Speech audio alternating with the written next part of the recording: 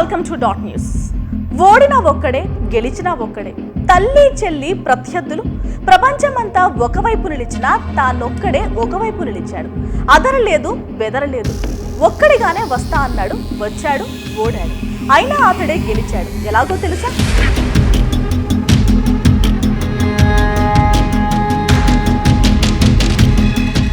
Yes, Jagan ఓడి గెలిచాడు. ఉమ్మడి ఆంధ్రప్రదేశ్ విడిపోయాక బాబు హయాంలో 5 ఏళ్ల అభివృద్ధికి నోచుకోక అల్లాడుతున్న రాష్ట్రాన్ని గాడిలో పెట్టి ఓడిపోయాడు. దేశంలోనే ఎక్కడా లేని వాలంటీర్ సిస్టమ్ను పెట్టి ఇంటి వద్దకే పాలనను తీసుకువచ్చి ఓడిపోయాడు. 3 నెలలు వాలంటీర్ సిస్టమ్ ఆగిపోయిన తర్వాత కానీ తెలియలేదు జగన్ గెలిచాడని.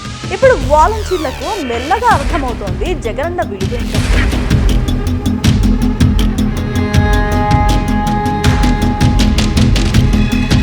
భారతావనిలో ఎక్కడా లేని అమ్మఒడి పథకంతో తల్లులకు నేరుగా డబ్బిచ్చి ఓడిపోయాడు. కానీ ఆ తల్లుల మనసులో చిరస్థాయిగా నిలిచి గెలిచాడు. 2 ఏళ్ల పాటు కరోనాతో దేశమంతా వణికిపోయింది. ఏపీ ప్రభుత్వం మాత్రం శభాష్ అనిపించుకుంది. చివరకు కార్పొరేట్ ఆసుపత్రుల్లో టాప్ లో ఉన్న హైదరాబాద్ నుంచే కరోనా బాధితులు చికిత్స కోసం ఏపీకి వచ్చారు. అంతగా కరోనా సమయంలో జగన్ అండగా నిలిచారు. బాధితులకు సాంత్వన చేకూర్చారు. ఇప్పుడు ఓడిపోయారు. అయినా కరోనా అదుపులో ఇండియాలోనే ద బెస్ట్ సీఎంగా నిలిచారు జగన్.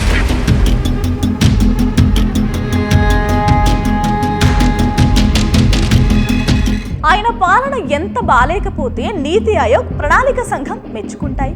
అంత బాగా పాలించాడు కాబట్టే ఇప్పుడు ఓడి గెలిచాడు. పేదలకు సాయం చేయడం తప్ప వెన్ను చూపడం తెలియని నాయకుడిగా ఎప్పుడో గెలిచిన జగన్ ఇప్పుడు ఓట్ల యుద్ధంలో ఓడిపోయాడు. కానీ పేదల గుండెల్లో ఎప్పటికీ ఓటమిని ఎరుగని విజేత.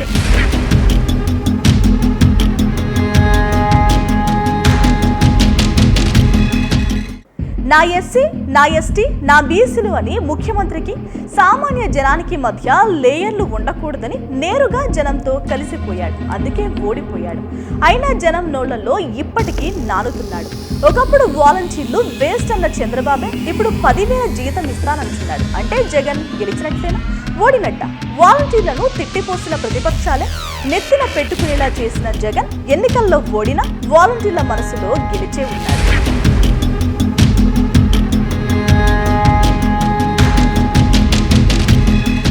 స్కూల్ రిఫార్మ్స్ కు విత్తనాలు వేసిన జగన్ ఎన్నికల్లో ఓడిన విద్యార్థుల మనసులను ఎప్పుడో గెలిచాడు.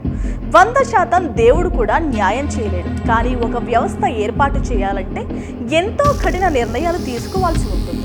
ఇవాళ ప్రభుత్వం స్కూళ్ల తీరు చూస్తే ఎవరైనా ఆ వాస్తవాలను మెచ్చుకోవాల్సిందే. ఒకప్పుడు చెట్ల కింద చదువులు, వానలొస్తే సెలవులు అన్నట్టు ఉండే స్కూల్స్ను ఇప్పుడు ఎవరైనా, ఏ పార్టీ వాళ్ళైనా అద్భుతం అనకుండా ఉండలేరు. నాడు నేడులో వచ్చిన మార్పులు ఊహించామా? లేదు కదా.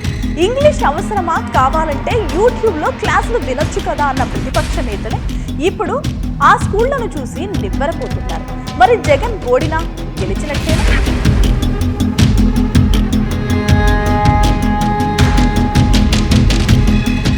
ఎవరైనా విలేజ్ క్లినిక్లను ఎక్స్పెక్ట్ చేసామా? లేదే. వాటి వల్ల ఇవాళ ఎన్ని లక్షల మందికి ఉపయోగం అవుతోంది. ఈ రిఫార్మ్స్ అన్ని మొక్కల దశలోనే ఉన్నాయి. ఇవి చెట్టుగా మారి ఫలాలు ఇవ్వడానికి సమయం ఉంది.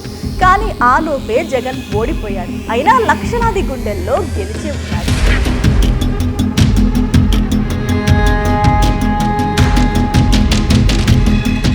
ఎన్నో దశాబ్దాల నుంచి ఉద్దానం ప్రజల గుండె ఘోష ఎవరూ పట్టించుకోలేదు. కానీ పాదయాత్రలో ఉద్దానం బాధ విన్న జగన్ మాట ఇచ్చినట్లుగానే కిడ్నీ ఆసుపత్రి, మంచినీటి సౌకర్యం ఏర్పాటు చేశాడు. ఇది ప్రతిపక్షాలకు, జనానికి తెలియదా? ఓట్లాటలో ఓడిన ఈ ఆసుపత్రిని చూసిన ప్రతిసారి జగన్ రూపం ప్రతి గుండెలోనూ బెదరాల్సిందే, కళ్ల ముందు కదలాల్సిందే. ఎవరైనా కాదనగలరా? కాదనే దమ్ముందా?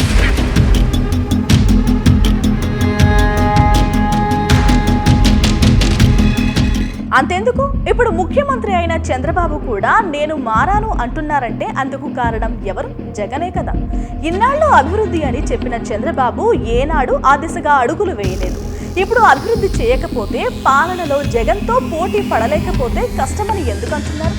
దీన్ని బట్టే తెలియదా Jagan గెలిచాడని?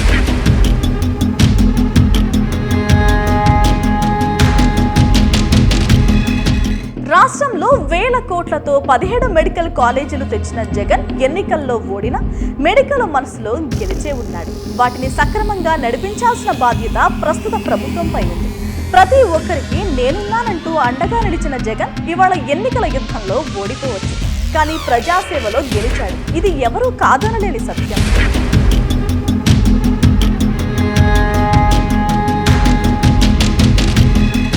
Please subscribe Dot News.